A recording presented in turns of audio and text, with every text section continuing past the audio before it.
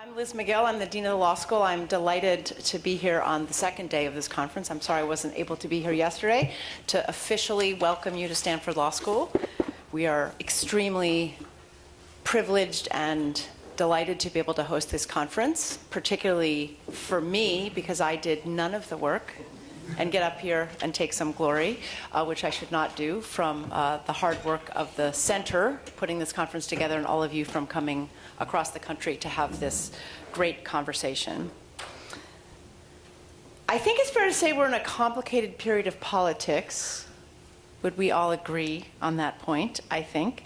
My own sense is that we're at a point where we have a really hard time talking to each other. For the first time in my time at Stanford, I have had people say they will not be in a room together to discuss something difficult. Students have said that to me, and faculty have not said that to me, so that's good.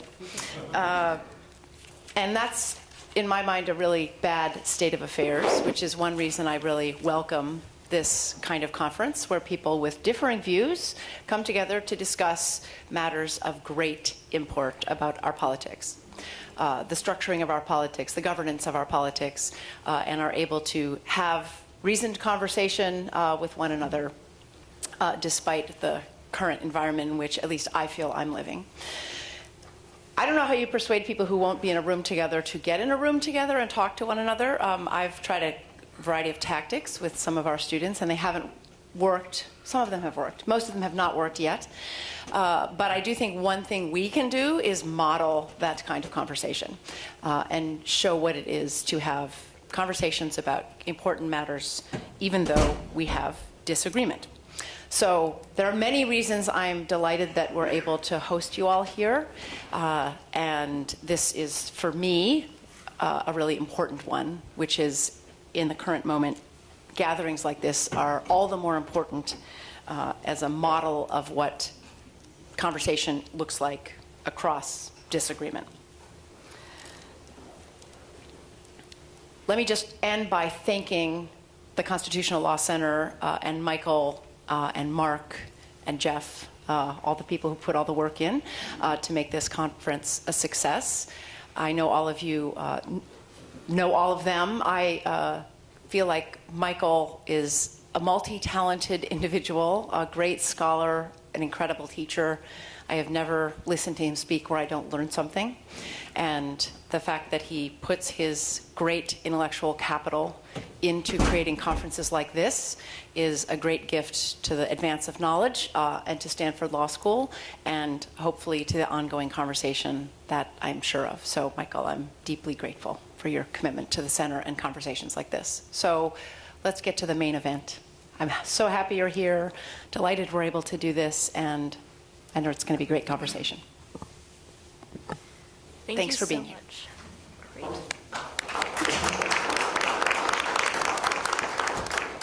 Okay, well, after a great first start to the conference yesterday with 2 panels on the Constitution and parties, we're going to continue the conversation right now with experts on campaign finance and political parties.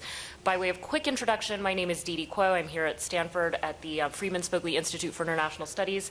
To my left is Jim Bopp Jr. from the Bopp Law Firm, Deborah Hellman from the University of Virginia Law School, Burt Neuborne from NYU, and Bradley Smith from Capital Law School. They'll each speak for about 15 minutes, which will leave us plenty of time for Q&A. And we'll begin with Jim. Thank you. As many of you know, political parties under our law are subject to very substantial limitations and restrictions. That arises from McCain-Feingold largely, and the restrictions that were imposed both on national political parties and state and local political parties in various ways. And secondly, by various state election laws that regulate political parties' participation in state elections. There's a surprising and emerging consensus among both First Amendment advocates like me and reformers like the Brennan Center that these restrictions on political parties are having a very adverse effect on our democracy, and that these restrictions need to be lifted. Now, the Brennan Center did a report which I invite any of you that are really interested in delving into political parties and their challenges under current restrictions to read. I feel like I could have written, 95% of this report, and it explains both the critical role of political parties in our democratic process and also explains how various legal restrictions are adversely affecting that role that they would otherwise play. The Brennan Center kind of summarized this on page 3, saying, parties have long been considered an essential element to our democracy, offering ordinary citizens various avenues to participate in politics, providing informational cues to voters, furnishing a majoritarian counterbalance to narrow special interest groups, and acting as a moderating force responsive to public opinion in their pursuit of broad governing coalitions. But these restrictions that, and I will talk about many of the ones that they are calling to be relaxed, which I agree with, create challenge to the parties in 2 respects. Number one, in an absolute sense, since they are often subject to contribution limits to them, so this adversely affects the amount of money they can raise, and also are subject to contribution limits from them to their candidates, which undermines the ability of the party to assist their candidates in election. But secondly, they are also at a competitive disadvantage. The fact that super PACs are now, the 800-pound gorilla in the room, particularly in federal elections, but increasingly in state elections where they have restrictive contribution limits, put political parties at a very substantial competitive disadvantage, because super PACs can raise funds without either source limits or contribution limits. And we now have almost a dozen circuits that have unanimously held that if a PAC is engaged only in independent spending, that they cannot be subject to contribution limits. So these challenges, I think, and the Brennan Center certainly argues, adversely affects the role of political parties to the detriment of our democracy. Now, also on page 3, they call for reforms. One is they think we should raise or eliminate coordinated spending limits and other limits on party contributions to candidates. So what a party can do reference supporting the election of their candidate, subject to multiple limits in both federal law in many states, those should be either raised or eliminated. Secondly, federal regulations imposed by McCain-Feingold that have required hard money to be used for federal election activities being voter registration, voter identification, get out the vote, or generic campaign activity. They think that, and I agree, that those regulations need to be lessened. And finally, they believe that there should be a relaxing of certain restrictions on contributions to parties to address the restrictiveness of the current law that prevents political parties from raising a lot of the money that they would otherwise raise. Now, the Brennan Center would argue, and in fact have argued in some cases, that this should be a matter of legislation. And of course, I would welcome that. That would be fantastic and appropriate thing to do. However, I think that there are constitutional dimensions to the restrictions that I just mentioned to you that mean that they are subject to constitutional challenge. So let's start with the general constitutional framework. And this really arises in Buckley and then in NICPAC in 1985, and then has been resurrected in Citizens United and McCutcheon. And that is, there's only one recognized interest that would allow for government restriction on contributions, and that is corruption. And most importantly, in Buckley, in NICPAC, then in Citizens United and McCutcheon, corruption is only quid pro quo corruption. Because we took a little detour in 2000 in Shrink, Missouri, and then in 2003 in McConnell, where they expanded the definition of corruption way beyond quid pro quo to granting access or candidates feeling grateful about support that they receive. They described it as candidates that are too compliant with the wishes of donors. I mean, it was influence, all right? And so that allowed, in those two cases, the upholding of contribution limits and also restrictions, substantial federal restrictions on political parties. However, that's just no longer the law. The law now is quid pro quo corruption, and of course, quid pro quo corruption was defined in McCutcheon as a direct exchange of an official act for money. So you need basically an explicit agreement between the donor and the candidate to exchange a campaign contribution for an official act if you're going to try to justify restrictions on campaign contributions. So that's the current state of the law. Now, in addition to that, in Buckley and subsequent cases, and then again in Citizens United, the court held that independence breaks that link between that allows for the creation, the quid pro quo corruption to arise. So when you have independent spending, you're not exchanging, the money that is being spent to promote somebody's campaign is not being given to the candidate, and so there is no possibility of an exchange occurring, and so there's quid pro quo corruption cannot arise. And of course, that's what led us to that reality, and is what led us to super PACs. And I won 2 super PAC cases in the Fourth Circuit before Citizens United, based on Buckley and NICPAC. But of course, after Citizens United, we had Speech Now, unanimous decision of the D.C. Circuit and Bank regarding federal law, and of course that has been repeated in many circuits now with respect to state law. And so you have the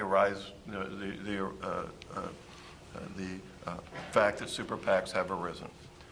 Now, I think all of this is applicable, this law is applicable to political parties, and in fact, the court has held that to be the case. For instance, in Randall versus Sorrell in 2006, the court, then speaking in a plurality decision by Justice Breyer, said that political parties are entitled to an enhanced role in our democratic system. And one of the indications of contribution limits that are unconstitutional would be if you treat political parties just like PACs or individuals. If you have the same contribution limit to them or from them, that's an indication of unconstitutionality.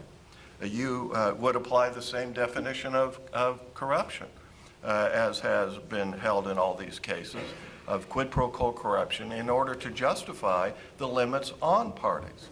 So it's perfectly plausible that you could have a situation in a particular state where, yes, candidates are trading campaign contributions with individuals for money, but that never involving political parties. Political parties are different. I mean, they're very, most of them are very reluctant to take earmark contributions at all. And it's really counterintuitive to think of a political party as an entity that would corrupt a candidate. I mean, it's their own candidate we're talking about here, after all. And they have a majoritarian desire for the election of a majority of their candidate. And of course, finally, parties can do independent expenditures. I mean, that was held in Colorado Republican 1, and also with Justice Breyer's, through his pen, In Colorado won, and also a plurality opinion. And then in McConnell, the court struck down, and they only struck down a few provisions. But one of them was that said that a political party had to choose between doing coordinated expenditures or independent expenditures, that they couldn't do both. The theory was, political parties are tied at the hip, so if they're working with a candidate on coordinated expenditures, they can be prohibited, because it'd be impossible, I suppose, for them to do independent expenditures. Court struck that down. I mean, they were, and it was a short statement, but what you can derive from that is that the court was continuing to adhere to Colorado 1, that parties can do independent expenditures. Well, and of course the final thing is you have a lot of findings. In Colorado Republican 2, the question was there corruption that could be pointed to that would uphold the coordinated expenditure limit between a political party and its candidates that is imposed by federal law. And of course in McConnell we had the soft money ban on national political parties and the substantial restriction of state and local activity that they considered to be federal election activity, like get out the vote. And of course, people sought to, in enormous records in both of these cases, the government was seeking, and interveners were seeking to justify these limits. Well, the findings in both of those cases is there was no evidence of quid pro quo corruption by any political party at any time. No evidence. No evidence in 1996, no evidence in 2003, no evidence of quid pro quo corruption involving a candidate, involving a political party corrupting its candidate. Now, those restrictions were upheld because, again, they used this loose, broad definition of corruption that was contrary to Buckley and is now contrary to current law because of Citizens United and McCutcheon. Well, thus, the conclusion I think you can reach from this and the application of these laws and these facts is, number one, political parties can have super PACs. You have contribution limits like the federal contribution limits to the national party or the state contribution limits to the hard money account for state parties. They could set up within that an account and do the independent spending that many parties already do. I mean, the RNC, every election cycle, hires some consultant, sets them over, here in a hermetically sealed room, and have them spend millions of dollars on independent spending for Republican candidates. And the difference between that which is done now and that which would be done with a super PAC is that contributions to that fund could not be limited. You could receive corporate or labor union contributions, as super PACs do, under the law, constitutional law, and without contribution limits.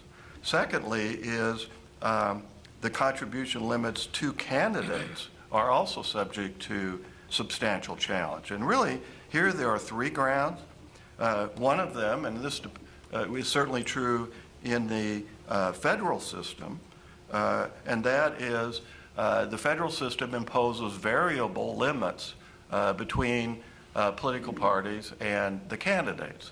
Coordinated expenditures in Senate races can range from $99,000 to $3 million under current law, and also you have in the House races the difference between a state with just one district, the limit's $99,000, and if you have more than one district, it's $49,000 per district. Well, if $3 million is sufficient to advance the state's interest in preventing quid pro quo corruption, well, then what is the justification for a $99,000 limit? Well, there isn't any. I mean, they have established a ceiling that advances their interest at $3,030,200. And I just don't think, and if you look at Davis versus FEC, they struck down variable contribution limits. Secondly is when you have states, and there are a number of them, I'm litigating in a few of them right now, that treat political parties just like a PAC or just like an individual as far as limits to them or from them, you're subject to a Randall challenge. And that is you're not giving this enhanced role that political parties are entitled to under our Constitution. And then finally, of course, ultimately, if there is no quid pro quo corruption in with respect to political parties, then you can't justify contribution limits to them or from them to candidates at all. And I'm litigating that question right now in a few states. So there are substantial constitutional challenges that can be made on current restrictions on political parties.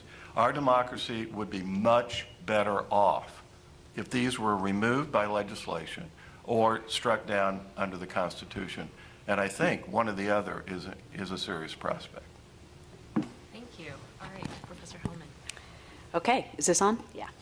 So when I was first reading, first of all, thank you for inviting me. It's a terrific conference. I appreciate being here.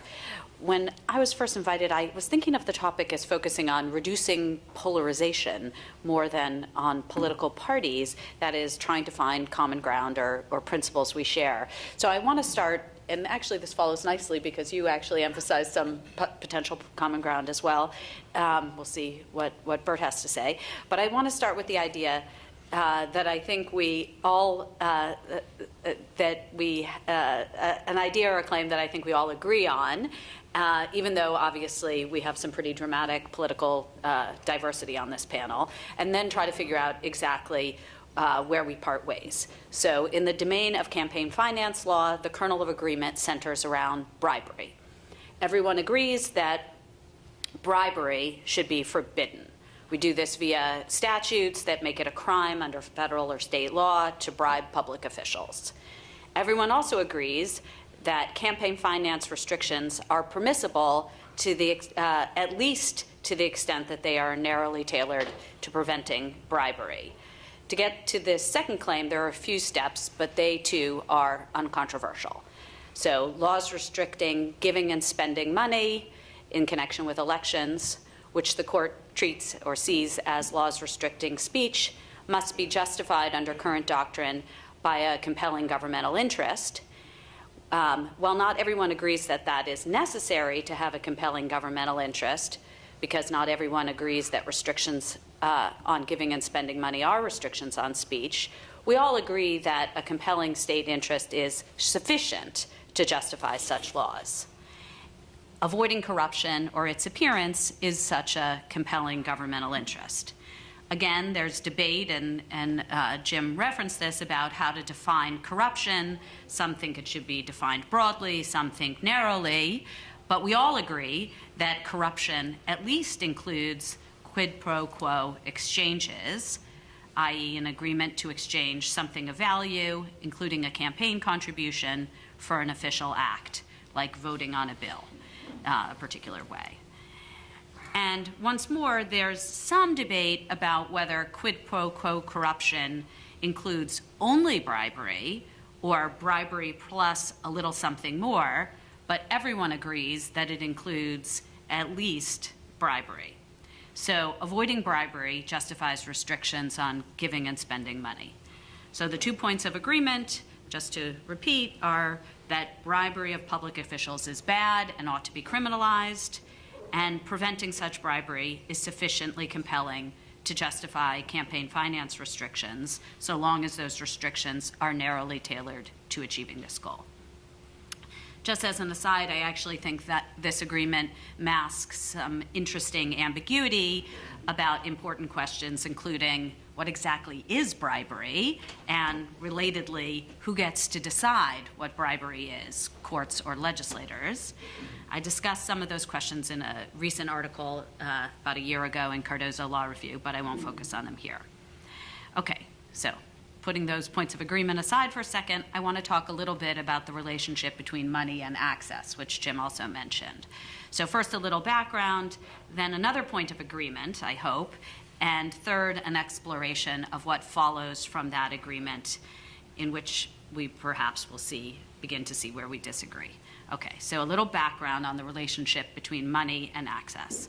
So the Supreme Court in Citizens United rejected the idea that the fact that big donors might get more access to public officials itself constitutes a form of corruption. So Jim mentioned that. And that's, we all agree, of course, that corruption at least includes quid pro quo exchanges, but disagree about whether it includes something more than that. And the Supreme Court in Citizens United emphatically said, no. Justice Kennedy, writing for the court, said, ingratiation and access in any event are not corruption. Rather, corruption was limited to quid pro quo corruption. This position leaves open an important question. So the court said ingratiation and access are not corruption. Corruption is only quid pro quo corruption. But the question that leaves open is, what about a quid pro quo exchange of something of value for access? Citizens United doesn't answer that question. A partial answer is provided by the Supreme Court in McDonald versus United States. This is the case dealing with the prosecution of the former governor of Virginia, Bopp McDonnell, on charges of bribery. In that case, the court found that the particular federal statutory law at issue did not make it a crime to exchange value for access, because granting access is not an official act under the relevant statutes. But that case was based, for the most part, on an interpretation of the particular federal statutes at issue. In other words, a question left open by Citizens United and McDonnell is whether another law could make it a crime to exchange something of value for access. So to be clear, what I'm thinking about here is a new law that specifically makes it a crime to exchange something of value, including a campaign contribution, for access to a public official. In what follows, I want to briefly say why I think states and/or Congress should do this, and why I think we should all agree that that would be a good thing. So I want to begin with a hypo that I hope will be motivating for you to think that this is the kind of statute that would be appropriate and a beneficial thing to have. And though I'm hesitant to use President Trump in my example, because obviously he is polarizing, he has just enough chutzpah to actually try this, so I'm going to center my hypo on him. So, ever enterprising, President Trump decides that spots on his schedule are valuable. People want to see him. Informed by his lawyer that federal law does not prohibit the sale of access, as long as he doesn't promise to actually do anything in particular, push for a policy or direct an underling to do something, he decides that rather than having General Kelly manage his schedule, he'll set up a website and auction off spots in 10-minute increments to the highest bidders.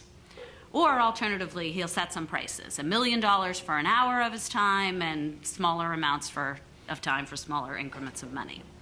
He makes clear that he's not promising, he's not making any promises to do what you want, he's just offering his time. The money can be paid directly to him, or it can be an otherwise legal contribution to him or to other candidates he designates, or an aggregate of such contributions. The legal contributions are reported in all the appropriate ways.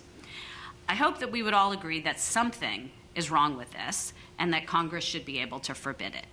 Ditto with regard to legislatures, with regard to state officials, etc.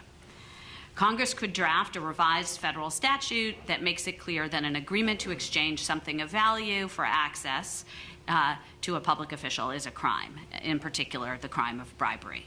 Okay, I hope we're still all in agreement at this point. This isn't, however, no, clearly not. We'll have fun in the Q&A. Okay, this isn't, however, what Virginia did after the McDonald affair. Before I say something about why I think this kind of law is what we should adopt, I want to highlight the pros and cons of the alternative route that Virginia took following the tenure of Bob McDonnell. So Virginia, instead, after after actually before the prosecution, but after the hoopla about McDonald, they passed a statute which prohibits the governor and members of the assembly from receiving gifts in excess of $100. This statute would have prohibited Bob McDonald from receiving the various sorts of goodies that he did receive, assuming these, quote, gifts were offered in exchange for access. We wouldn't have to worry about that because McDonald would have been prohibited from receiving the gifts at all. Would that fix the problem? Well, there are obviously some advantages to a prohibition on gifts like the one Virginia passed. For one thing, it's often difficult to prove an agreement to exchange money or something of value for access. And by prohibiting the receiving of gifts, it's not necessary to prove the quid pro quo because you just can't accept the gift at all. Another advantage on prohibiting gifts is that the prohibition on gifts occupies the appearance of corruption space, which I think, frankly, is underdeveloped. Why might receiving gifts be problematic for public officials? Because no one knows whether such a gift is accompanied by a quid pro quo agreement. The ordinary public doesn't know, and the public official avoids even the appearance of corruption by refusing such gifts. So for both of these reasons, laws such as the one Virginia adopted, I think, are a good thing. But in my view, they do not go far enough. Why not? Campaign contributions are explicitly excluded from the gifts which officials may not receive. Of course they are, because if giving campaign contributions is protected by the First Amendment and can only be restricted in limited circumstances, then the law couldn't prohibit the receiving of such gifts. By contrast, ordinary bribery law includes campaign contributions among the things of value that one may not agree to exchange for an official act. So an agreement to exchange a campaign contribution for an official act, like vote on a bill, is bribery under current criminal law of bribery, and is precisely the quid pro quo corruption that the court recognizes as sufficiently compelling to justify restrictions on campaign giving and spending. What is gained by adopting new laws that define bribery as including the sale of access then? Well, the first one, the biggie, is that campaign contributions would be included. Such laws would forbid the exchange of campaign contributions for access. In addition, criminal law has an expressive dimension. Such a law would express that access is not something to be sold. Third, it allows democratic decision makers, legislators, and citizens into the conversation about what corruption is. In campaign finance cases, the court is deciding a kind of narrow question, that is, what governmental interests are compelling enough to warrant restricting speech, and has answered that question by saying only corruption as we define it. This posture has led to an overly court-centered approach to defining what corruption is, because they're defining it in the context of articulating the First Amendment interests that are sufficiently compelling. But that doesn't mean that legislators and citizens don't also have a role to play in defining what constitutes corruption of government in their view. They can play this role by defining the crime of bribery. Relatedly, this approach of defining the sale of access as a form of bribery pushes back on the seepage from campaign finance law into criminal law. So there's been some seepage between constitutional law and criminal law because in the campaign finance law, courts define corruption, but as I said, they do so in the context of saying what governmental interest is compelling enough to justify restrictions on speech. That task has been bleeding into the way that courts interpret bribery statutes. And I think McDonald is the prime example of that phenomenon. It is perhaps because, in part, the court had previously thought granting access wasn't a part of corruption within the campaign finance context, that they were ready to say that granting access isn't an official act under the bribery statute at issue. Now, it in part could be because that bribery statute was fairly vague, and so it could all be put to that. But I think there's some bleeding that's happening. but perhaps that seepage is inappropriate, in part because the questions are slightly different and because it's not only for the court to decide whether we want our public officials to behave in certain ways. Defining what type of corruption is serious enough to justify restrictions on speech is different than the question of what types of corruption we want to forbid with our bribery laws. Okay. Are there worries about adopting the statute that criminalizes the sale of access that I'm proposing? The Chief Justice in McDonald, worried about an expansive definition of an official act, one which would include providing access. He said, officials might wonder whether they could respond to even the most commonplace requests for assistance, and citizens with legitimate concerns might shrink from participating in democratic discourse. So I think for sure here anyway, we're likely to have some disagreement. If Congress and states adopt laws that define bribery to include the exchange of something of value, including a campaign contribution, for access to officials, will that be a good thing or a bad thing overall? And I think we need to think about this in the aggregate, that is, recognizing that it will have some costs and some benefits. So we all agree, I think, that my hypo is distasteful and unethical, that time with public officials should not be bought and sold. Therefore, at least in theory, we agree that an agreement to exchange a campaign contribution for space on a public official's schedule should be prohibited. The worry that the Chief Justice raises is a pragmatic worry. He seems concerned that there'll be instances in which, while there's no actual agreement to exchange something of value for access, but someone has made a contribution and then later requests access, but there hasn't been any kind of exchange or agreement, that the public official will be inhibited from meeting with the constituent for fear that it will appear as if there was an agreement, and that the public official will worry that he or she will be vulnerable to prosecution. That's the Chief Justice's worry. And he supposes that we want officials to meet with constituents, and so this is a bad thing for democracy. So what I want to ask about that worry is it realistic? And secondly, is it a worry that should trouble us? And I think not, for two reasons. First, if the contribution is small, I don't think anyone will think that there's a quid pro quo exchange. And so in those cases, I don't think there will be any danger. That's the part where I don't think it's realistic. But if the contribution is large or the person's a big independent spender of some kind, then it's possible, or has given to affiliated groups in different ways, but let's just say a big contribution, then I think the worry is real, but I don't think we should worry about it.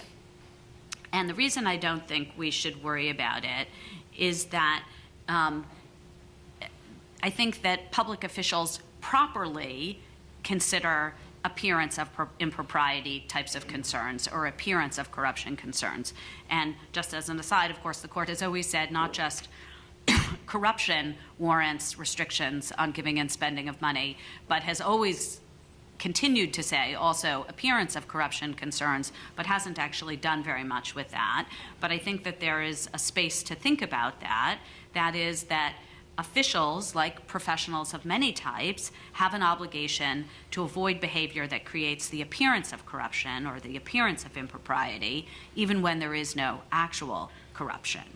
So even if big donors can't get access because of worries that this will seem like quid pro quo corruption, I would insist that that's as it should be. If it looks like corruption, even if it's not, then officials shouldn't do it anyway. Public officials have a moral obligation to act in ways that are not only proper, i.e. don't take bribes, but also in ways that appear proper. Don't look like you're taking bribes. Their obligation to citizens and their constituents requires them to modify their behavior in deference to the fact that from the perspective of the outsider or the citizen who doesn't know what's really going on, our perspective is limited. We often can't really know what they're doing. And as a result, what seems like a cost to the Chief Justice isn't really as much of one as he thinks. Excellent, thank you. All right, Burt, Professor Neuborne.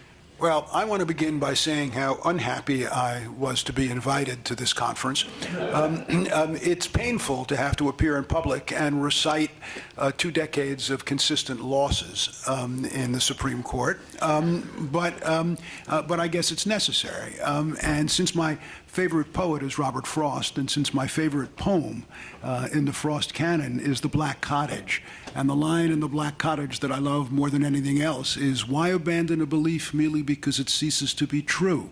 And so I continue to work in the trenches of campaign finance reform in the hope that someday the very powerful presentation by Jim Bopp has at least a legal answer rather than the fact that the law is wrong. But I want to try to persuade you that the law is wrong.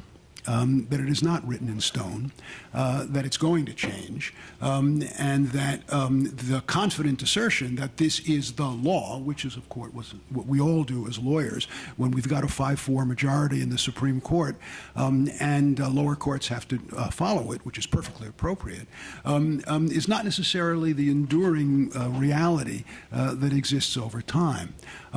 So I want to try to do 2 things with my 15 minutes, and I probably won't be able to do either well. The first is to get up outside. I want to go up higher. I want to go up to 30,000 feet for a minute, instead of in the nitty-gritty of the existing campaign finance law, and say something that struck me about yesterday's wonderful, yesterday's terrific panels, and that is democracy as a working organism. Has to be seen as an interacting, it's the interaction of a series of different events, all of which come together to say that you have a good democracy or a bad democracy. We as lawyers have a tendency to break the idea of democracy into analytic components. We talk about campaign financing, we talk about gerrymandering, we talk about apportionment, we talk about ballot access, we talk about regulation of political parties, we talk about local and state elections. And we then have a tendency to take those ideas and put them into doctrinal boxes. To say, well, what's the equal protection approach to this? What would the First Amendment approach to this be? Somebody yesterday on one of the panels asked the wonderful question, which nobody took up: what would the Republican form of government? I'm sorry, it's my censor calling. What would the Republican form of government look like? And I want to make a plea to you for one thing, for people in this audience who care about the ideas and care about democracy. Don't be trapped in a world in which we think of these things as components that stand on their own. We should be thinking about an integrated law of democracy in which the varying parts all fit together, and the law of democracy shouldn't be a hostage to how the analytics in the First Amendment or the Equal Protection Clause come out. In other words, we're not building a machine, the judicial process is not a machine into which we push this, and out of the machine comes democracy.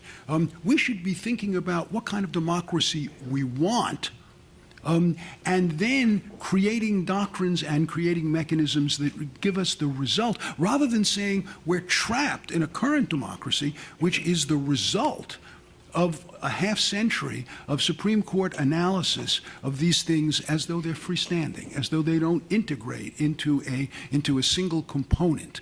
And so, for me, I would say we've got 3 huge issues that we were talking about yesterday, and the first one is voting. Why is voting so low? Why do so few people vote?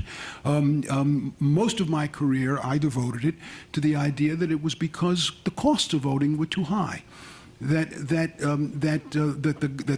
the legal system had imposed obstacles on the vote, and that's why people didn't vote. And a good deal of my career has been devoted to trying to eliminate those obstacles, and those obstacles fundamentally are gone. The Supreme Court has swept away most of the genuinely difficult obstacles. Now, there are still obstacles, and there are still, the transaction costs still fall disproportionately severely on the uneducated and the poor. And one wants to get rid of those transaction costs, the things like voter IDs that are part of voter suppression efforts. It's very important to continue to work on the voters, on the cost area. But the other thing is the value, the perceived value of the vote. My experience has been that we do not bring large numbers of people into the electorate. I've canvassed and tried on a personal level, I've tried on an institutional level to bring new voters in. And I find over and over again when I knock on a door and I ask somebody to enter the democratic process, that the obstacles are gone, and now it's pretty easy to do. Come in and do it. I get an answer about why. Why should I do it? Why is it worthwhile for me to vote? And the fascinating question to me is not why so few people vote in this country, it's why so many vote in this country.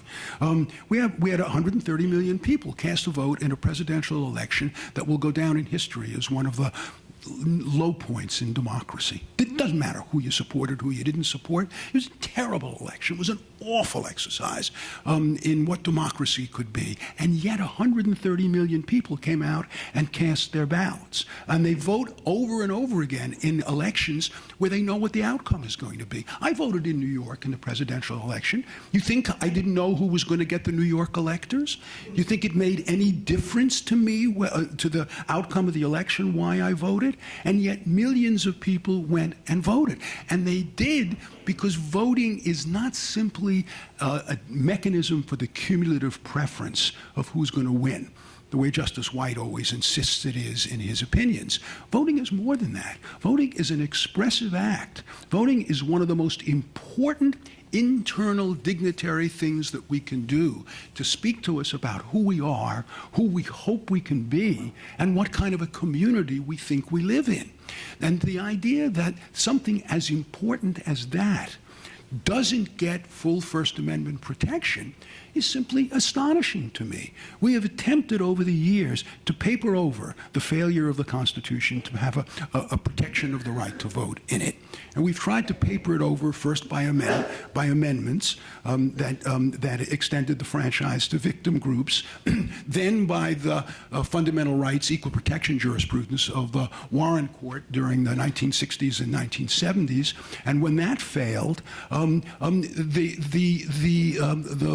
barriers to voting had been taken down, but the cost of voting, while gone, the value of voting was eliminated. And the value of voting is eliminated by gerrymandering.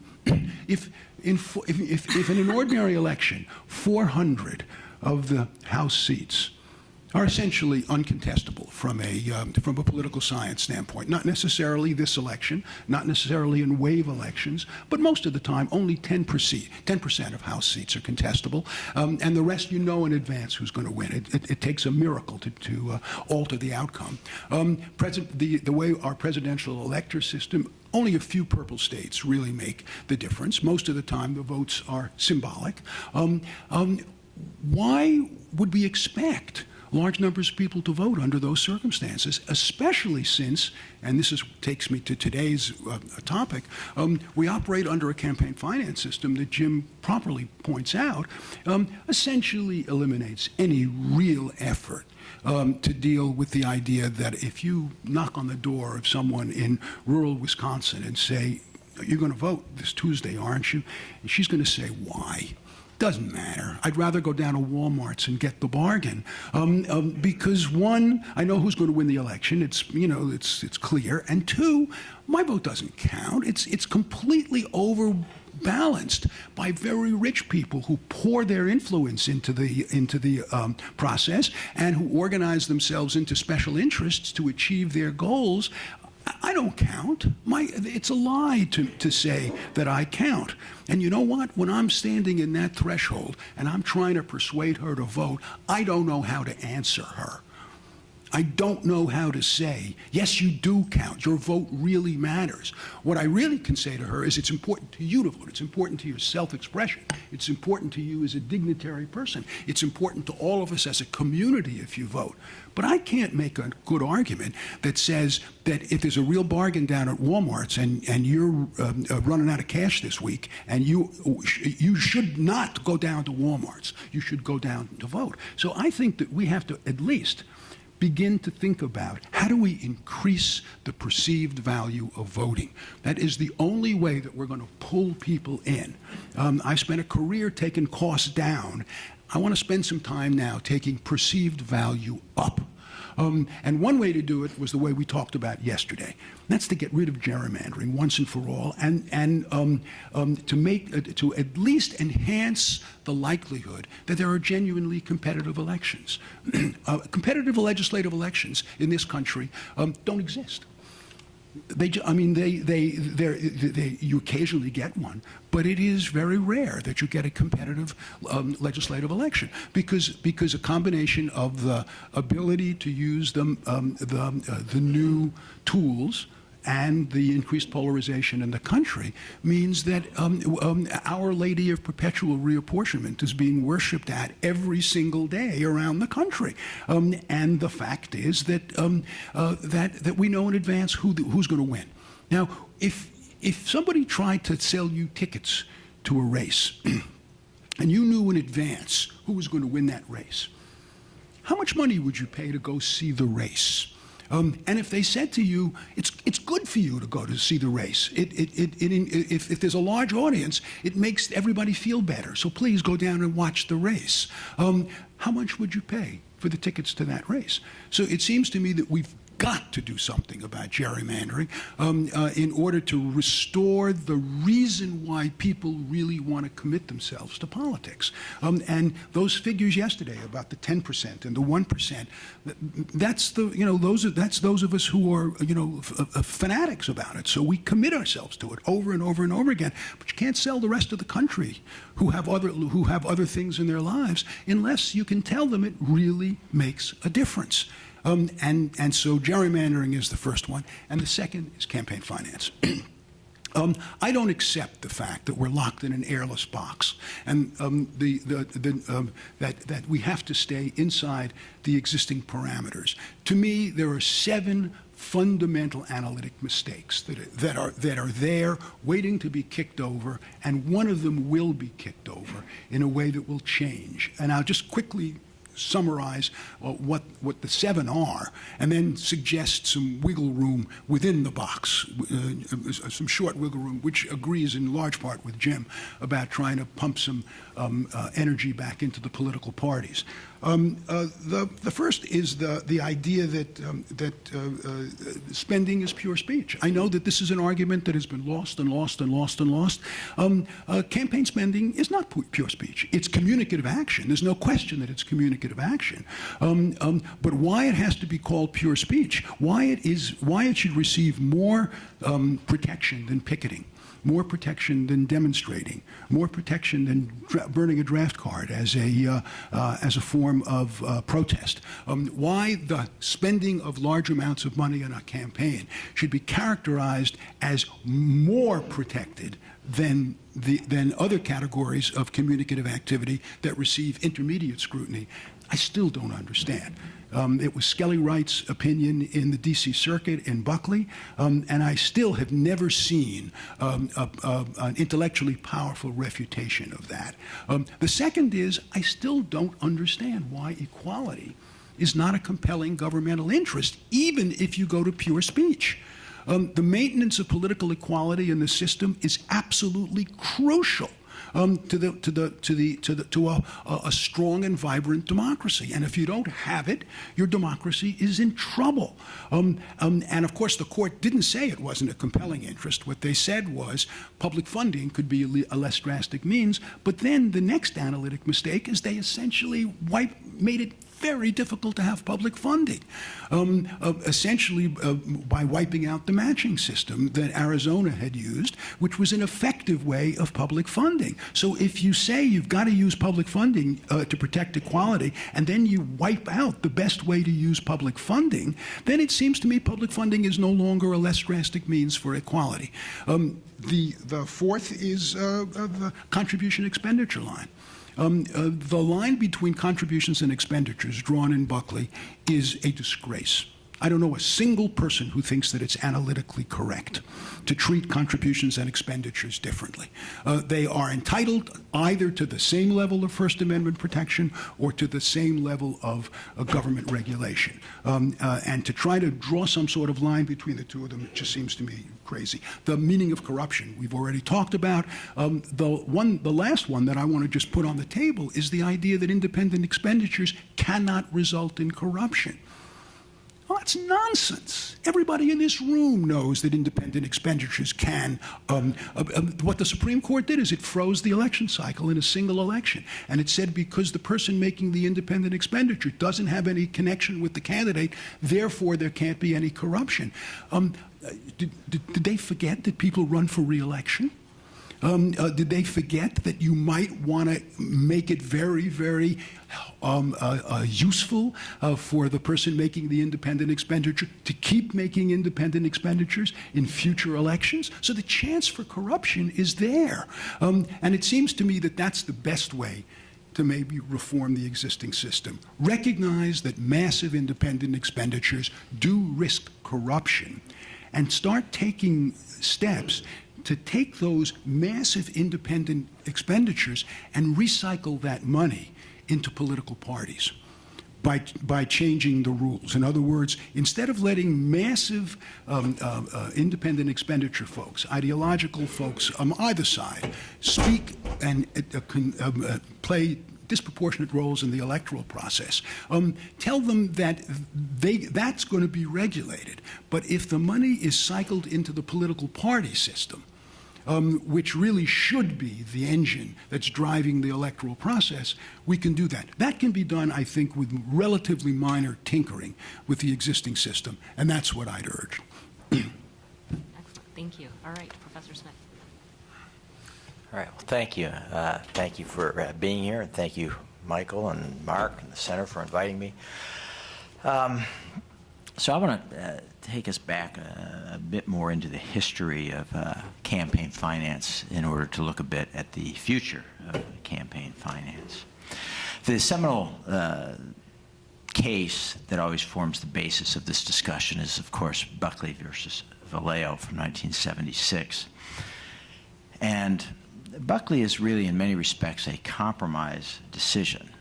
It's a compromise decision that is deeply skeptical of turning over to government, and in the modern state, turning over to unelected government officials, like me when I served at the FEC, the right to determine who is speaking enough, who's not speaking in the right way, what rules we should establish, what types of communication should be prohibited. As I always pointed out, if you tell me who it is you want to silence, I will be very happy before we leave today to draft you up a law that is facially neutral, but silences the groups that you want to silence. Now, there may be some friendly fire as well. You may use a few of your own, but I'll basically be able to get the people that you want to keep out of the public debate. So Buckley was skeptical, and I think duly so, but it did have a number of compromises. One was the famous compromise between contributions and expenditures. Actually, there are many people who think this is defensible. William Brennan was one, thought it was defensible. Nowadays, Eugene Volokh, for example, at UCLA, very prominent First Amendment scholar, thinks this is defensible. I know others who think it is perhaps don't necessarily favor it, but see the defensibility of it. I know that Dan Lowenstein, for example, has indicated that to me in the past, sort of the founder of modern election law as a field of study. But I tend to agree. I think the distinction has a number of weaknesses to it. Buckley was also a big compromise on the question of disclosure. Buckley upheld disclosure requirements, but what is often overlooked is that when it comes to non-candidate committees and non-parties, it dramatically shrunk the range of disclosure. In fact, it is fair to say that outside of those two areas, the vast majority of disclosure that was called for in the Federal Election Campaign Act was struck down in Buckley. That is, disclosure of people who were just engaged in politics on their own, what we often call independent expenditures, but could be all kinds of independent activity.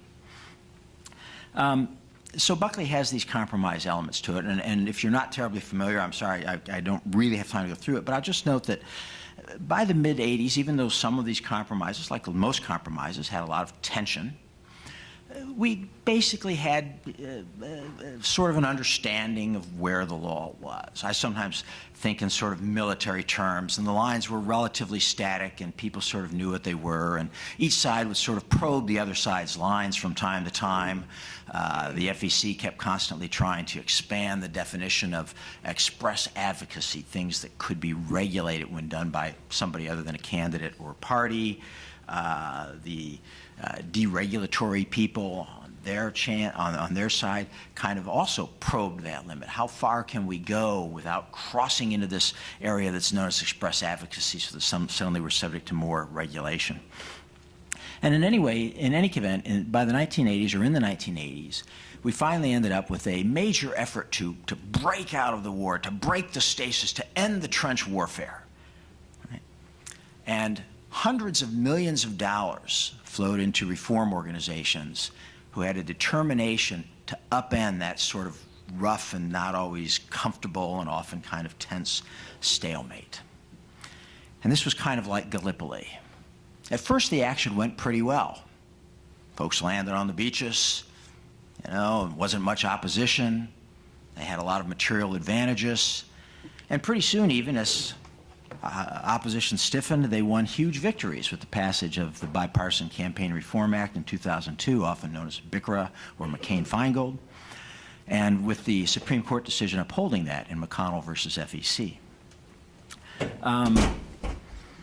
But like Gallipoli, things bogged down quickly, and this is because I'm fairly convinced that when people look at campaign finance in a very abstract manner, sounds really good. People really like regulating campaign finance. When people look at campaign finance in a very concrete manner, you mean I can't use my own resources to voice my own political views? Or you mean the group I belong to can't do this or is being prosecuted for doing that? Support for campaign finance regulation tends to drop rapidly and sharply. And this is sort of what happened. So other cases came up to the courts in which people also said, okay, so in McConnell versus FEC, the Supreme Court basically says, look, Congress, you can pretty much do whatever you want. We're done policing this.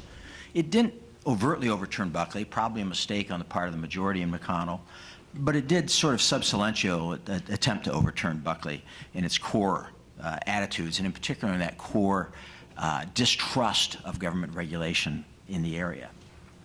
But the opposition was furious, and it was led to a large extent by cases brought by Jim Bopp down at the other end of the panel.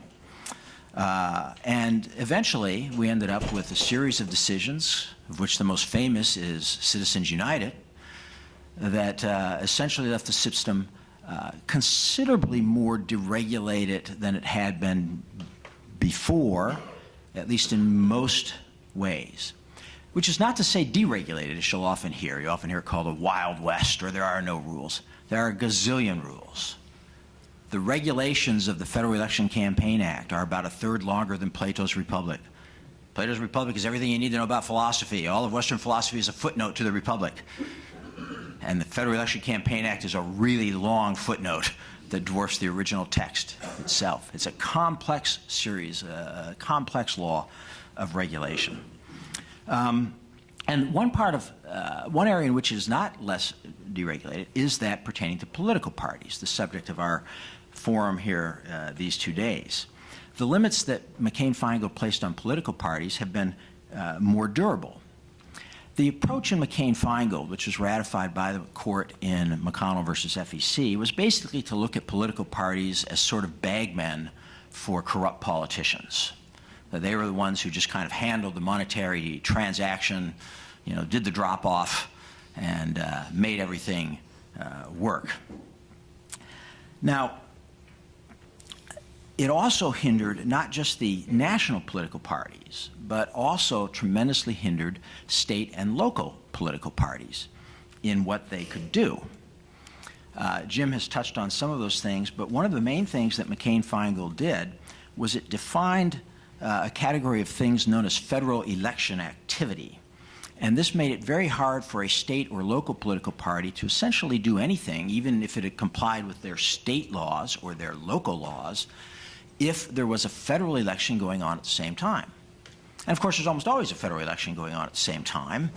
Indeed, one way that we try to encourage participation, that we try to encourage people to think this is worth doing, is by scheduling these elections together, in addition to the efficiencies that it creates for government not having to have separate elections for the state and local events. Most states, this is why very few states have their state elections in odd-numbered years. They correlate them with the congressional and/or the presidential elections. Congress in BICRA did make some allocation for this, and something that became known as Levin funds, but they are very, very complex to use. There are very, very few state or local parties that attempt to raise or to spend Levin funds. Again, I won't go into all the details on that, which would certainly clear the room pretty quickly, or at least clear the room of wake bodies quickly. But it's worth noting that this has been a serious consequence of the McCain-Feingold bill. Now, I kind of give this history to give a little sense of where might we go, because our topic was the future of campaign finance reform. And I think a little bit about this. I think the court basically has sort of three choices available to it. One is the course of acquiescence. This was the course that it chose in McConnell versus FEC. Look, you guys just do what you want. We can't keep up with this anymore. Go regulate. McConnell almost begged Congress to pass more regulations in its closing statements. So we understand that there's going to be more stuff, and Congress, you take care of that. And certainly those who had supported BICRA immediately rushed out with all kinds of plans to do this. But I don't think that in the end this is really compatible with the First Amendment. It's just not that easy to say that we can limit people's ability to spend their own resources to talk about political candidates. If you look at Citizens United itself, this was a case where a nonprofit group of citizens had formed together to promote their political views. That's why they were unified in a group. And they wanted to release a documentary movie about a major political candidate in an election year. And the campaign finance law said, no, you can't do that. Now, truly, can that be consistent with the First Amendment? I don't think it can. I just don't think you can have that, no matter how much you want to have that. That can't be the answer. There has to be something less than that. A second possibility is that the court will adopt the approach that I would favor. Most people probably do not. I keep trying to persuade them. For inexplicable reasons, they're unpersuadable. But this is to essentially get the government out of the business. So I've said I don't think there's any authority in the Constitution for the government to regulate, quote, campaigns. What is a campaign? When does it begin? When does it end? When did Hillary Clinton become a candidate for president? 2000? 1992? 1984? Right? What things do we say that might influence an election? What have we said today or yesterday that somebody said that might influence something? Deb specifically talked about a candidate in the 2020 election, Donald Trump. He's officially, legally a candidate.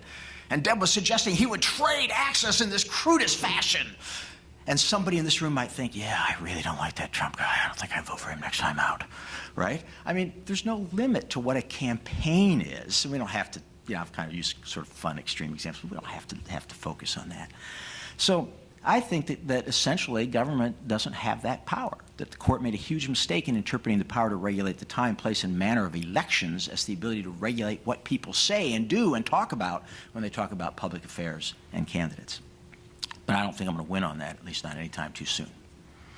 The third is that the court will continue to muddle along more or less as it has, trying to basically be protective of free speech while giving Congress some leeway to regulate what seem like the worst abuses and having to constantly kind of intercede in ways that often don't make a lot of sense to us from a holistic vision. One thing that you'll hear a lot of people say, nobody would ever vote for our current system. But I don't think that's true. I think a lot of people would vote for it if it was the best they could get. Otherwise, they'd repeal our current system.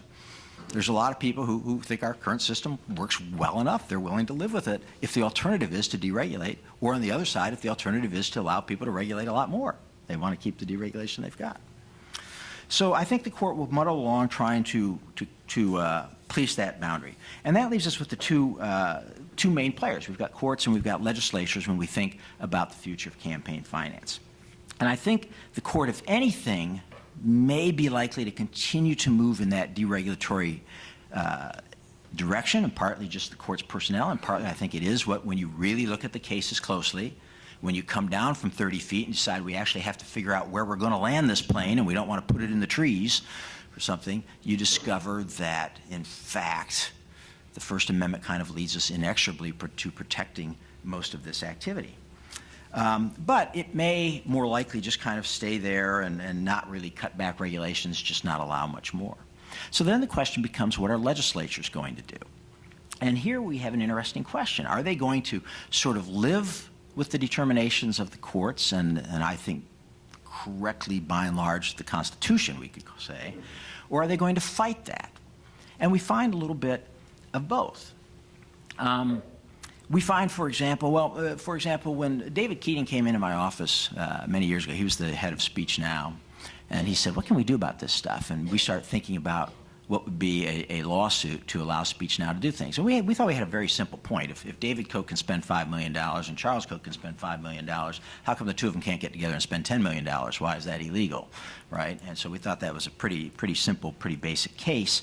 And we eventually won. But one of the reasons I was interested in the case was not only did I think it was right, but I also felt, for my bigger interest, that it would create an incentive for legislatures to start freeing up the system and allowing people to participate more. They wouldn't want to continue to operate under all kinds of restrictions if other people were not. And to some extent, that actually has been true. Since Speech Now and Citizens United, about a third of the states that have contribution limits, and it's worth noting, not all states have contribution limits. Some, they get along fine. They're considered among the best governed states in the country, don't have any contribution limits. But the states that have them, about a third of those have raised the limits or taken them off completely. Some cases, when they've raised them by very, very substantial amounts. On the other hand, there's not been efforts generally to help the political parties, raising contribution limits to political parties. And in that respect, parties remain sort of poor stepchildren in the battle here. There's not been efforts to ease coordination rules so that candidates can coordinate their expenditures with their own political parties, that they can work together to elect people.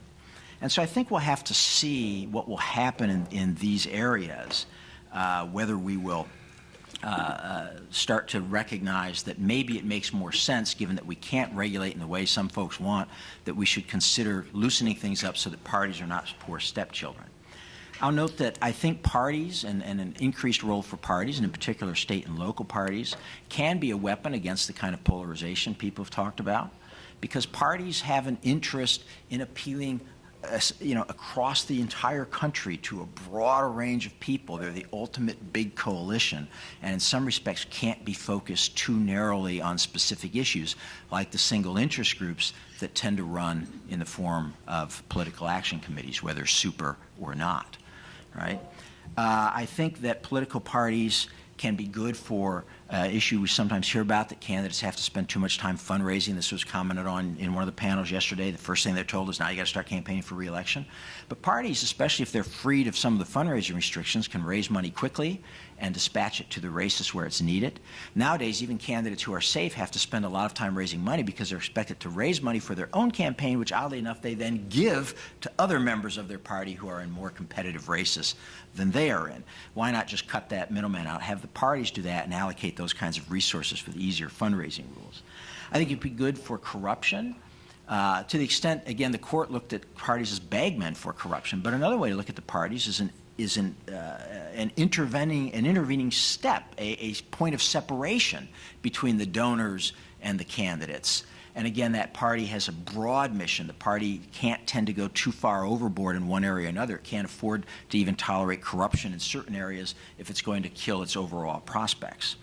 I think it's good for competition because parties will direct that money to where it's needed, whereas now a lot of it goes to races where it is not particularly needed. So if we're interested in competition, parties, again, they have an incentive to make more races competitive. And both parties do. They have an incentive to make more races competitive. Any race where they are not currently competitive, they have an incentive to try to make it competitive.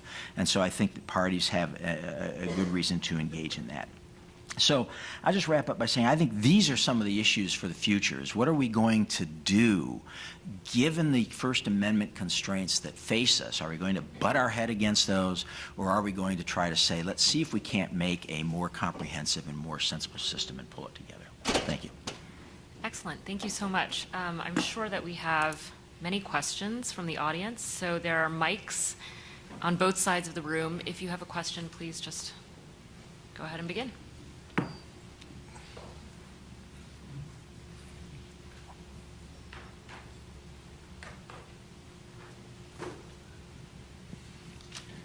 I have a very simple.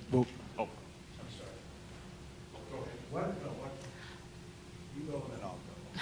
I have a simple question. Did I hear Burt and Brad agree that they want to lift campaign contribution restrictions on political parties, either substantially or altogether?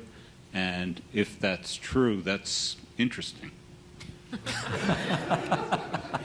was the last thing? If that's true, that's interesting. Well, yes, I said that. Is that I won't make sure that's what you said. That's what you say. Yeah, that's what I said. I said it as a second best. If I'm forced to operate inside the existing box, if the ground rules can't be changed to make significant regulation of the entire system, in an essentially unregulated system, I would support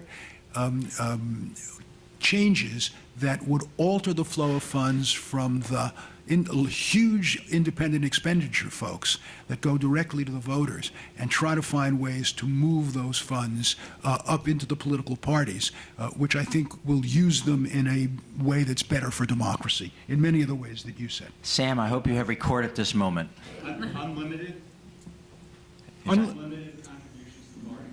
No, I didn't. Did I say unlimited? No. I said no. I said significant. No.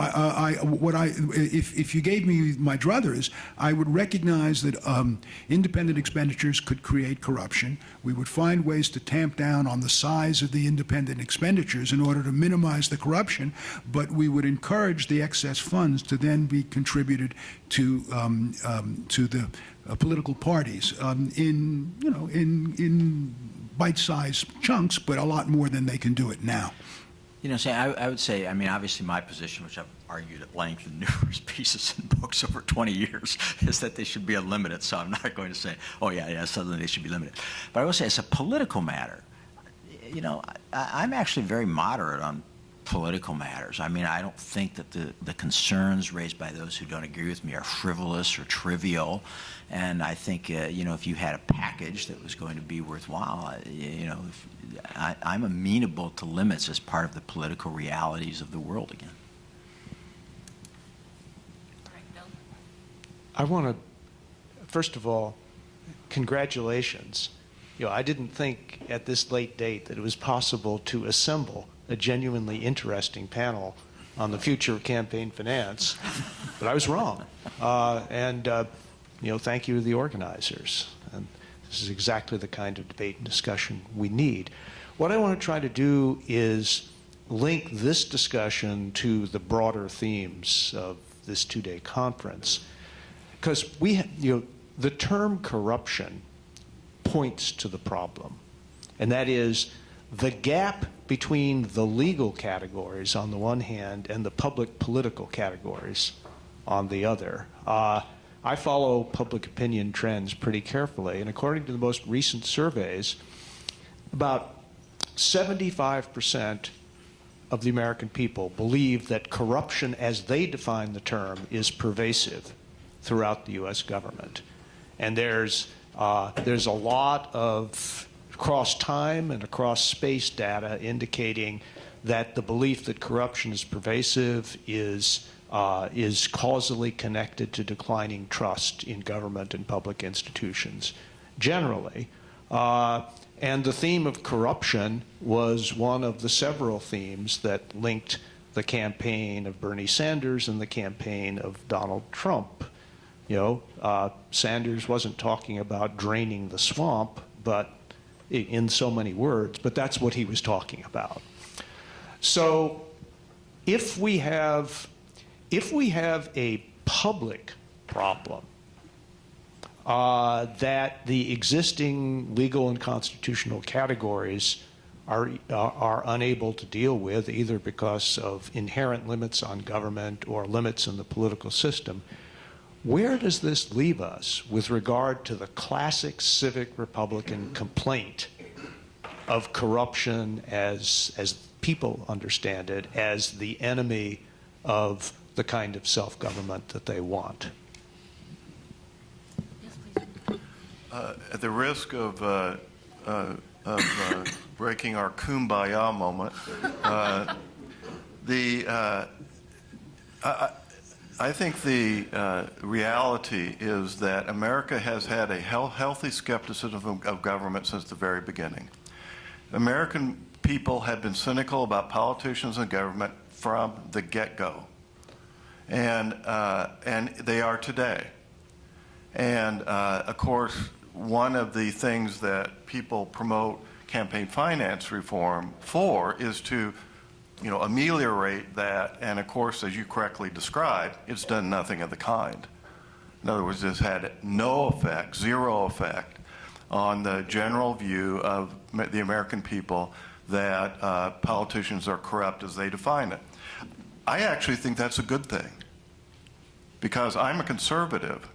I believe and live in a government in part because I don't trust government to make decisions about how to spend my money and how to govern the country. I would rather govern myself, personally, self-government. So I don't think, speaking broadly, I don't think this is a problem. I think this is just a reality. And I think that there are, damn good reasons why people feel that way, all right? And I think generally that leads to the right result. So, that's my idea about corruption. Now, the problem with taking that and pulling that into regulating campaign finance or political parties is that you have to then address the First Amendment. So let me you go ahead, Deborah. You haven't spoken yet. Go ahead. Sure. Well, it's okay. Whatever. We won't do that. So just to take the opposite view, I believe in self-government too, but the self-government of, give me liberty or give me death self-government wasn't actually about governing myself. It was about communally, we want to govern ourselves as a community together, and I think that is valuable. And how we do that and have some say about what constitutes corruption in our view communally is to make it not something that only the courts define. And clearly there is a mismatch between what the public thinks is corruption, and I am interested in, that's why I brought up bribery laws, I'm interested in other avenues for the public to speak about what they find to be corrupting. I think bribery laws are possibilities. I think different kinds of opportunities for recusal laws for public officials. I think there are other avenues for democratic decision makers to say something about what they find to be corrupting of government other than through campaign finance laws. Though that being said, I would like them to be able to do it through campaign finance laws too. I don't think the fact that people find government politicians corrupt means that the campaign finance law hasn't worked. For one thing, we've not had a hugely robust campaign finance system, but the other thing is we're not running a controlled trial. We don't know what it would look like completely unregulated, and I would suspect that people would find it dramatically more corrupt. I mean, so it's hard to say that it has worked or it hasn't worked. We haven't run an experiment of vigorous campaign finance laws, and we never run a controlled experiment where we compare it to completely unregulated. Yeah, and putting it into your terms, the reason why 75% of the country thinks that politicians are corrupt is partly the traditional skepticism that we have about government, but partly because of the divide of how we define corruption. If we define corruption as narrowly as the Supreme Court does, to require the proof of quid pro quo bribery, which essentially doesn't go one step beyond where the criminal law already goes. In other words, the campaign finance laws are simply restatements of what existing criminal laws are.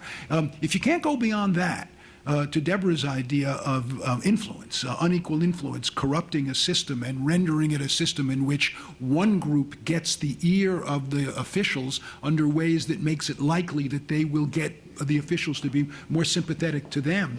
If you can't deal with that as corruption, then of course the people are going to continue to consider the system corrupt. So that one of the, I think, strong reform efforts that must continue to go on is to expand the idea of corruption to include systematic financial capacity to have additional influence with decision makers. That's corruption. That's systemic corruption. It isn't bribery, but it means one side gets a better deal than another, and that's what the American people see, and that's why they think that's why they don't vote. Then what you're talking about is prohibiting editorials of the New York Times, because whenever they write an editorial, there's a half dozen politicians in America that immediately do whatever they say. That would mean that when these celebrities get up at these award ceremonies, we've got to shut them up, and they got to stop bitching about Trump. Jim, All we're right? talking about because money. all of these, but that is spending money. How much money is being spent to publicize, to broadcast, to put on one of those award ceremonies? Look, how much money is the New York Times spending? You go. How much money is MSNBC spending?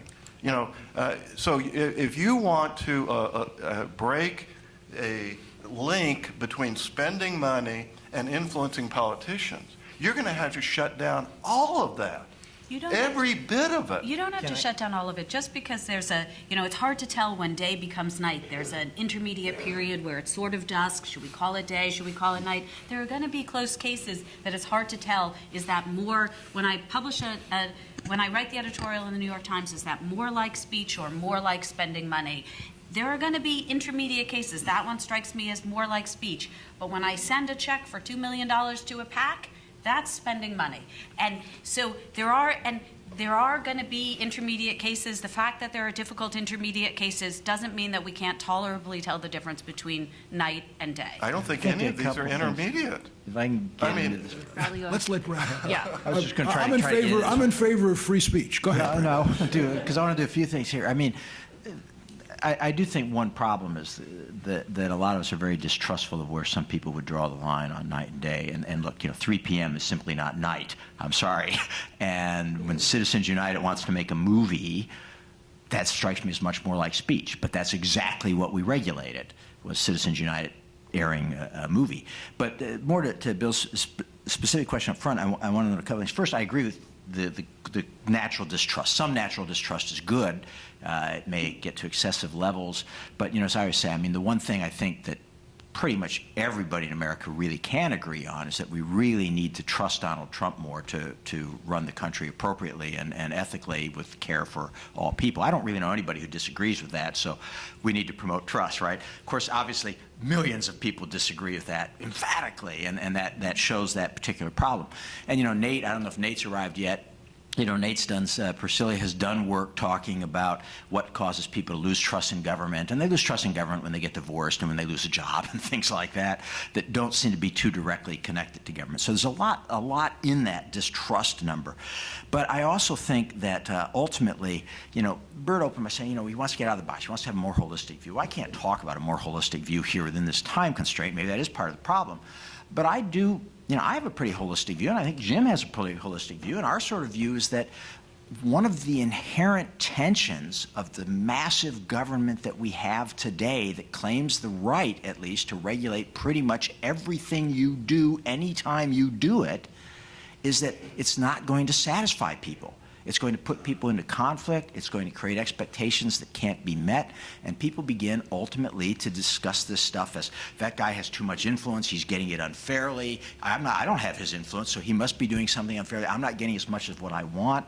And when we put those demands on government, that's sort of the inexorable point we get. And I've said many times, look, you don't have to favor a laissez-faire government, but you do have to realize just, that there are drawbacks. There are drawbacks to free market capitalism, and there are drawbacks to the welfare state. And one of the drawbacks to the welfare state is you're going to have lots of special interests that are going to gain favors and that are going to perpetuate those favors. And then you've got to decide, is our solution to that to also screw down our liberties to speak about candidates and politicians, to do the things that might throw people out of office whom we don't like by spending money to beat them and so on?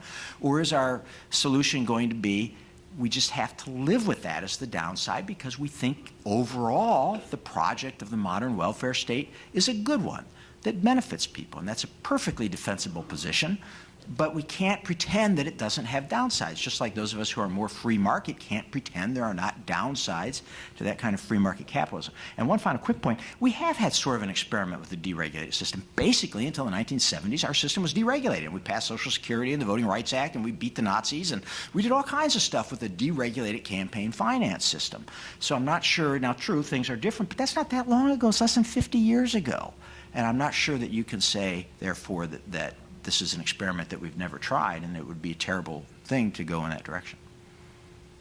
Okay. Me? Bruce. Okay. Well, actually, on that point, Brad, you could argue that we actually have this deregulated system in the internet. And so what kind of confuses me about this conversation is it seems like it's dated and about saving the hard money system when you could argue that the history of what we know about campaign finance reform is that in an era in which politics has become more professionalized and the need for money has grown, the activity has gravitated into the least regulated spaces. Independent spending, and now increasingly social media and the internet. And it seems to me in that area, you've got a pretty much unregulated world. So what's the point in spending a lot of time thinking about changing hard money contribution limits around the edges when there's this big a phenomena? And what does the meaning of this kind of new open space mean in thinking about campaign finance reform? I don't think we can ignore that.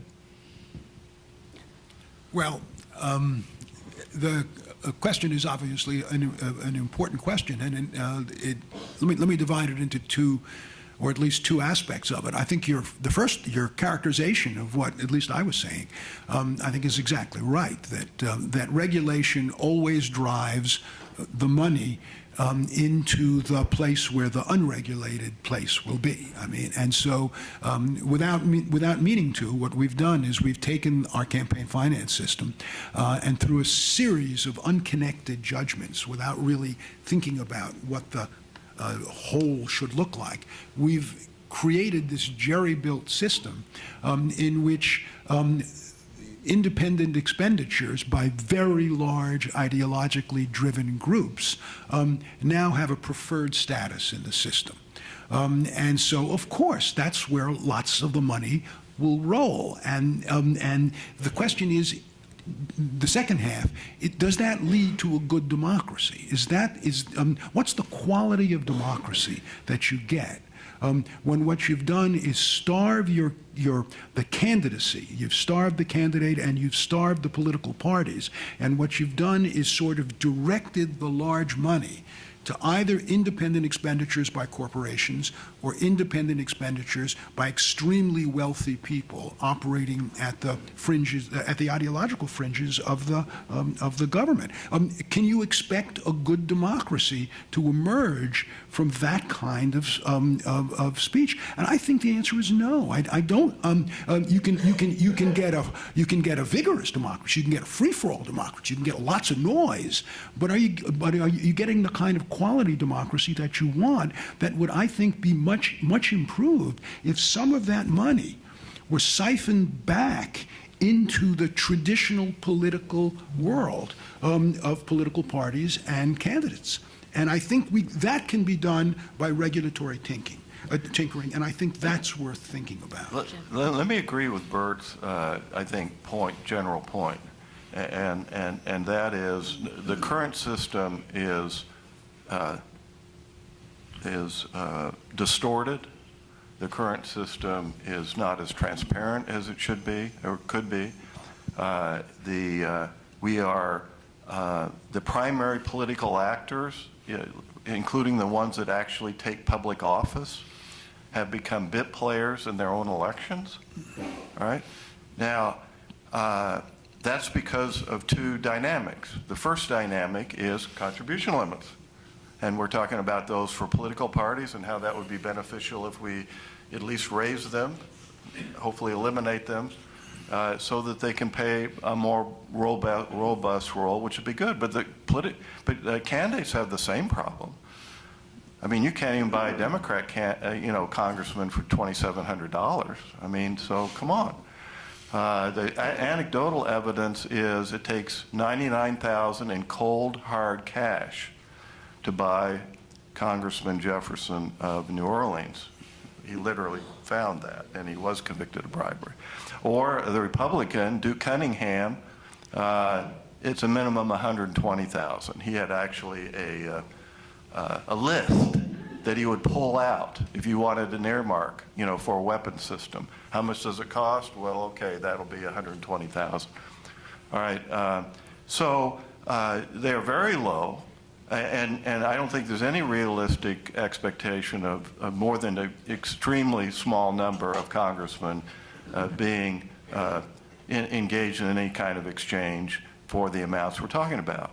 I would argue it's at least six figures. So what are we getting? Well, what we're getting is we're starving them of campaign funds for no good reason that now go, it's not that they're not going to be spent. They are going to be spent. But they're going to go into super PACs or not-for-profits or whatever. Now, the dilemma for the reformers always has been, if there's freedom going on out there, then that's a problem that we need to regulate, okay? And so there's this never-ending whack-a-mole.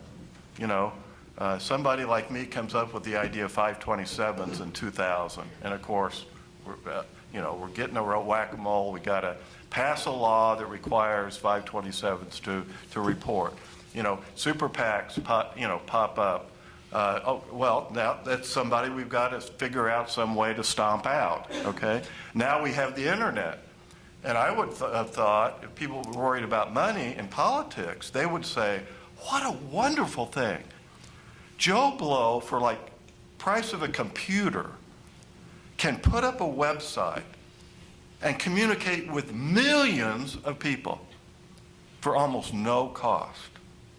And I would have thought, wow, we have broken the link between money and communication. What a wonderful thing. No, it's again an area of freedom that we've got to regulate or stomp out.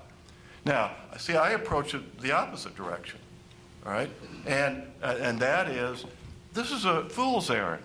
I mean, it really honestly is a fool's errand to think that we can pass laws like every decade and, catch up with and then anticipate technological changes and ways people are going to communicate and all these different things in order to stomp out and regulate anybody that's going to be talking about, campaigns.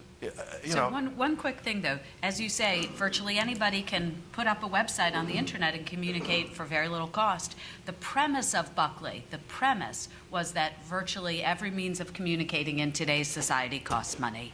And maybe the internet makes that no longer true, that virtually every means of communicating quite effectively in today's society doesn't cost money. So maybe the upshot of the significance of the internet is that the factual premise for Buckley actually no longer holds.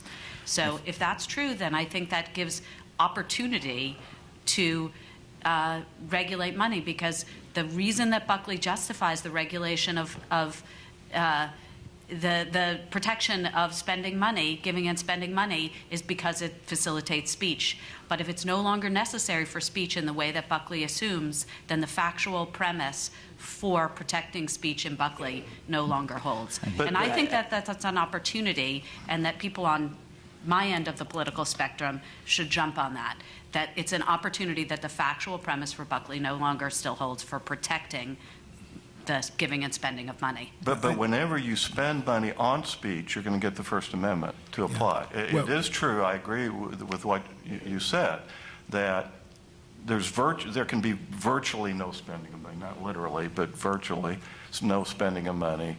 People can access the internet and substantially communicate. But as soon as you say, well, but you can only spend $100 on communicating on the internet, and if that affects your ability to communicate in some way, and it would, now the First Amendment applies, because just like if you regulate how much gas a car can have, you're affecting travel.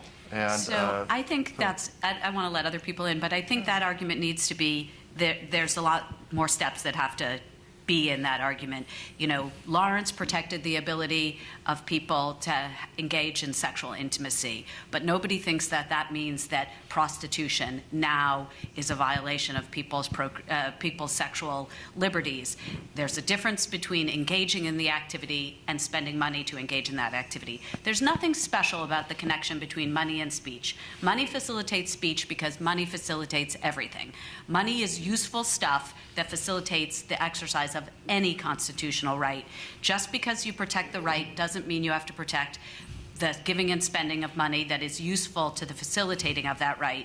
If you want to make the argument that spending money should be protected in connection with the exercise of a right as a part of that right, you need more of an argument than just the mere fact that it does facilitate the exercise of the right. The car analogy that you use, Jim, of course, is drawn from one of the footnotes in Buckley, and it's a footnote in Buckley that Justice Brennan wrote, and he never wrote a worse footnote. He never wrote a more misleading footnote, because here's what he said. He said, look, campaign money is like gas in a car. And if you want to go for a ride in the country, you can only go as far as you have gas in the tank.